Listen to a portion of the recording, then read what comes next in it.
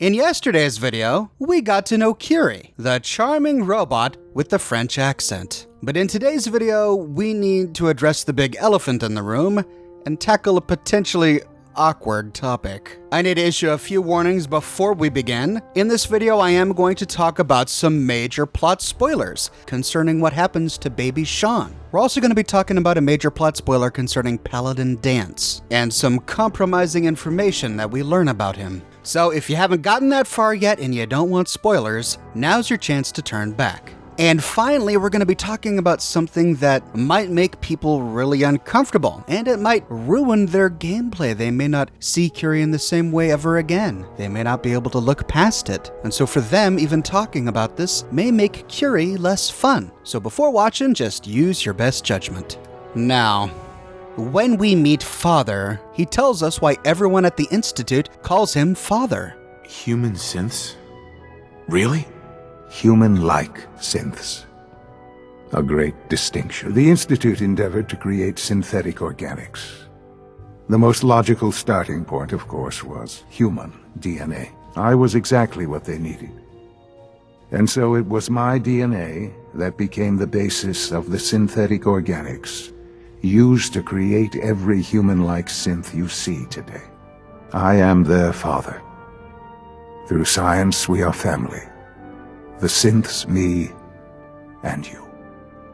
They call him Father because he's baby Sean. He's your baby Sean. And they used his uncorrupted pre-war DNA as the basis for producing all of their Gen 3 synths. He's not just their father in an authoritative sense, being the director of the Institute, but he's their father in a very physical sense. It is from his very flesh that all synth flesh is derived. This is why when we talk with synths when visiting the Institute, they speak of Father in reverential terms. Certainly as if he were a real father, but almost as if he were a god. And when they find out that you are Father's mother or father, they treat you the same way. Father is more than just our leader. He is our creator. I wouldn't be here if not for your son. I can't express how truly humbling it is to stand in your presence. Your presence here is a great gift, not just to Father, but to all of us. It must make you proud to see all that Father has done, all that he has built. Kinda cool, right? We get to walk right into the Institute, and we're instantly respected by everyone because we are biologically connected to Father. But this becomes a bit more disturbing when we contemplate our romantic exploits after leaving Vault 111. It's not long after helping Curie become a synth that Curie very clearly expresses her obvious romantic attraction to the sole survivor. She's optimistic, she's charming, many players are gonna wanna pursue a romantic relationship with Curie. But if Gen 3 synths are biologically related to the sole survivor because they share Father's DNA, then that means Curie, once she gets her synth body, shares your son's DNA, making her a closer relative to the sole survivor than your human companions. So if Curie is a relative, is it wrong to romance her? This is a layered question, so we're gonna have to strip down some of these layers. There are two major parts of Curie the synth, her mind and her body. Let's separate the two for now and talk about her mind. Now there's more to romance than just physical activity. A romance is hardly satisfying unless the two romantic partners love each other. Now I know that different cultures around the world view incest differently. They have different standards for what is and is not incest. Some cultures think cousin marriage is fine, others think it's really creepy. But this video isn't about incest. I don't want to make it about the pros and cons, whether it's good or bad. I'm sure there are plenty of places on YouTube where we can have those conversations. Instead, I want to focus just on the Curie situation. So let's make a few assumptions. Let's assume that incest is wrong. And let's assume that romantic emotional dependency between two close family members, even if it's not physical in any way, is really no different from incest. We'll stand upon those two assumptions for the remainder of this video. Close family members share a lot in terms of personality. Yes, every member of the family is completely different. Siblings can have wildly different personalities, but close family members still share a lot in common when it comes to the way their minds work. So let's talk about Curie's mind. Is Curie's mind in any way related to the sole survivor? And the answer, I am glad to say, is no. No, her mind is completely separated from the sole survivor. It doesn't come from Sean. It doesn't come from Synths. It doesn't come from the sole survivor. It was created by a scientist in an underground lab. He labored over the personality of Curie for his entire life, until her personality began to feel so real that it began to feel wrong to tamper with it. He then allowed her personality to mature and evolve on its own. The Curie whom we take out of a Miss Handy robot and place into the body of a synth is a completely unique form of life. And therefore, it's nothing close to incest to have a loving, romantic relationship with Curie. But what about Curie's body? This is where it becomes complicated. At first, it may seem like not such a big deal. After all, they're synths, synthetic humanoids. I'm sure there's a great deal of difference between a synth body and a human body, but we learn from the lore of the game that this is not correct. When we talk with Rosalind Chambers in the Secret Covenant compound, we learn that there is no way to distinguish a synth from a human without killing the synth.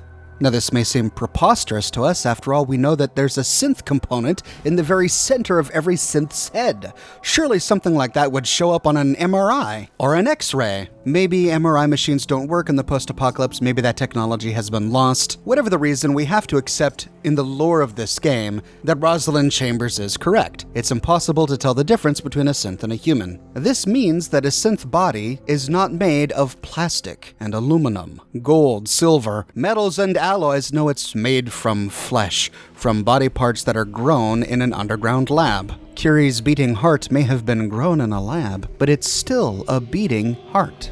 A heart indistinguishable from a human's. Even the synth brain is essentially a human brain. We learned from Dr. Amari in the Memory Den that the great scientific achievement that the Institute has made is the ability to translate data from a computer to a human mind.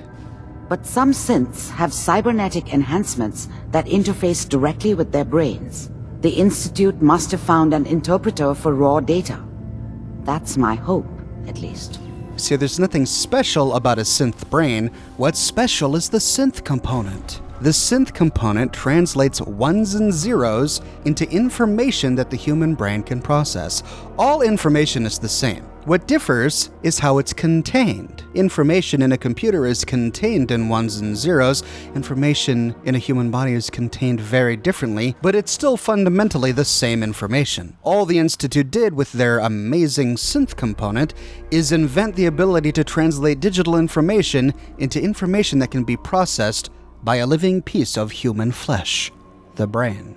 I think then we must conclude that since Curie's synth body is made from real human flesh, and since that real flesh is descended from the sole survivor, that the two are related. Just like if our grandparents never existed, we would never exist. If the sole survivor never existed, Curie would never exist. At least not in her synth body. If we're related, what does that mean in terms of reproduction? If the sole survivor and Curie were to have a baby, would that baby have birth defects? The issue of offspring deformities is one of the biggest concerns about incest. But can synths even get pregnant? We don't get a definitive answer in Fallout 4, but if I had to guess, I would say that no, a synth cannot reproduce. And I believe that because a synth can't grow. We learn from flavor dialogue when exploring the Institute that the synth boy Sean will always be a boy, because synths can't grow. That's something that rather disturbed some of the scientists working at the Institute. Sean will always be a boy, depending upon adults to take care of him, adults who grow old and die for the rest of his existence. Now, if synths can't age, what does that tell us?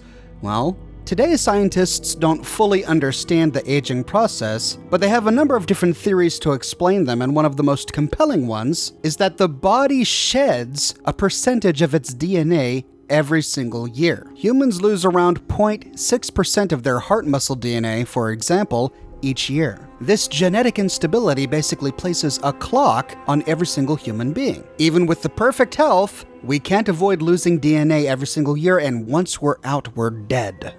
If synths don't age, then the Institute must have found some way to solve this problem of genetic instability. Synth DNA must not get damaged the same way human DNA gets damaged. Their bodies may not build up the same metabolic waste that our bodies build up. This, I think, is upheld when we learn that synths do not get fat. They crave sugar and sweets just like humans do, but they can't become obese. One of the major contributors to aging is too many calories. Scientists note that creatures who restrict their caloric intake tend to live longer. This may be tied to insulin or obesity, so therefore I think the inability for synths to get fat is somehow tied to their inability to age. If they can't get fat and they can't age, there is some sort of DNA tweaking that the Institute has done to synths, and if they went that far, then I'm pretty sure that they would have found a way to make all synths sterile. After all, they want to control the production of synths. They have an assembly line already. We've seen it in the Institute. They don't want synth babies to be popping up, and when synths do escape, they want to control how many synths are out there. They would lose control if synths could reproduce. Additionally, if a child can't grow, then a baby can't grow. Let's say a synth did get pregnant. At what point does the synth fetus stop growing? Once the baby is born, does it suddenly stop growing because it's a synth and just stay a baby forever? No, likely not. The likeliest explanation is that they just don't start growing at all because synths can't age. Therefore, synths can't get pregnant. Now, I want to be clear, there is no evidence that synths cannot reproduce. The game just doesn't cover that topic. But if I were to make an educated guess, based on what we already know about synths from the lore in the game, I would guess that synths cannot reproduce in the same way that they cannot age and cannot get fat. We then come down to a synth's DNA. If we can't get past the fact that every synth is related to the sole survivor, then maybe we can figure out the degree to which they are related. One thing we need to remember is that every single human being walking around the Earth today shares 99.9% of his or her DNA with every other human being. But that really doesn't tell us much, because even though all humans share the same 99.9% of DNA, we also share the same 99% with chimpanzees. And of course, we're very, very, very different from chimpanzees. That 0.9 difference is enough to separate us from the chimpanzees, a completely different species.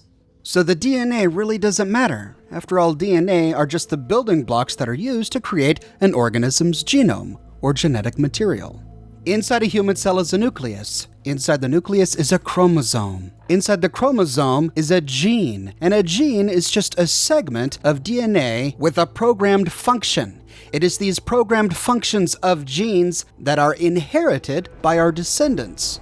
Two different children given the same 100 Lego bricks are going to build two completely different structures. That structure is the gene. It tells a different story, but each story is made of the same stuff, the Lego bricks or the DNA.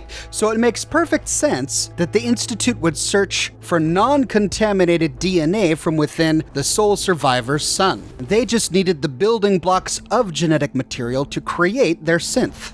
How those building blocks are organized is what's important. The danger is that if the genetic material of a Gen 3 synth is organized in such a way that is still too similar to that of the sole survivor, then they may still be too closely related. Full siblings share 50% of their genetic code. That is, 50% of their DNA is organized by genes in exactly the same way. First cousins only share 12.5% of their genetic material, but grandparents and grandchildren share around 25% of their genetic material. If Curie is the product of our son, that would make her body our grandchild. One part that kind of throws a monkey wrench into this whole thing is it typically takes two different people to create a grandchild. Had Sean been allowed to grow up and find a spouse and get married and produce a child the normal way, then the sole survivor's true grandchild would share 25% of his or her genetic material with the sole survivor, mainly because that genetic material had been diluted by Sean's mate. But in this case, all of the genetic material that the Institute got for their synth project came from Sean and only Sean. Somehow they were able to mine enough of it without needing another source of DNA, which makes me think that this 25% number is gonna be a lot higher. it may be the same percentage of that as the sole survivor and Sean himself. And if that's the case, the sole survivor and Synths would share 50% of their genetic material. There's no other person to dilute that material. And yet we see a wide array of difference between all of the different synths. No two women look alike, no two men look alike. We find black, white, Asian synths. Somehow the Institute managed to use Sean's DNA and yet still create enough variety within their synth population that every single synth is unique. Every single synth has a unique thumbprint, a unique retina, a unique voice, and as we learn from the drama dealing with Paladin Dance, a unique DNA print. When the sole survivor infiltrated the Institute and stole data from their terminals, the Brotherhood of Steel began to sift through it and discovered that the Institute maintained DNA records of every single synth produced. The shocking thing was that every single DNA sample was extremely different enough that they were able to use these samples to produce DNA tests. When they cross-referenced the DNA samples from the Institute with the samples they had of their own soldiers, they found a match. They discovered that Paladin Dance was a synth. Now, they compared every synth sample from the entire Institute with the sample of Paladin Dance, and the only one that matched was his. This means that even though he's going to share 99.9% of his DNA with the sole survivor and every other synth and every other human, because that's just how DNA works, his genetic material is unique enough that it stands out. Now, they don't go deeper than that in the game. They don't show us what degree of relationship the synths are to each other, so we don't even know if synths are considered brother and sister in this universe, or cousins in this universe. You'd think that if they had, the Brotherhood would have said something about it, probably something disparagingly. All of these synths are filthy clones. They have nothing unique about them. Look, here's the evidence. According to the DNA samples, they're all siblings. They never say anything like that. Maybe we can assume from this that the Institute has not only found a way to mine enough healthy DNA from Sean, but that they also were able to create unique genomes. That they organized this material in such a way that each synth is genetically unique. And if that's the case, then the sole survivor and Curie are not related. So, is it wrong to romance Curie, or Magnolia, or Dance, or any other synth? Well, despite the fact that the game does not give us a canonical answer to this question, it doesn't come right out and tell us, I think that there's enough evidence in this game that can allow us to conclude that synths are different enough from each other and from the sole survivor that they are not related. I mean, they are related in a technical sense, just like all humans technically are related to each other. We share common ancestors if you go back far enough. We don't know how far the relationship point goes back between synths and the sole survivor. The cocktail that the Institute drummed up using Sean's DNA is unknown to us, but I think that degree of separation is there, and that it's significant. Therefore, I think it's safe to say that it's okay to fall in love with Curie, and that it's not incest to romance a synth. But I would like to know what you have to think about this really fascinating topic. I really hope I didn't ruin anything for anybody. That's why I gave those warnings at the beginning. I know that Curie is an adored and loved companion in Fallout 4, and so I'd really hate to spoil it for you. So that's my reasoning. I hope it helps. Let me know your thoughts in the comments section below. I publish a new Fallout video 6 days a week on a wide range of Fallout topics spanning all of the games. So if you want to make sure you don't miss my next video, be sure to subscribe and to click that bell notification button. And if you like what I do and you want to support me in a more personal way, consider becoming one of my patrons on Patreon. But as always, I'm just so glad you're here watching this video with me today. Thank you so much for watching, and I'll see you tomorrow morning, bright and early, with a brand new video.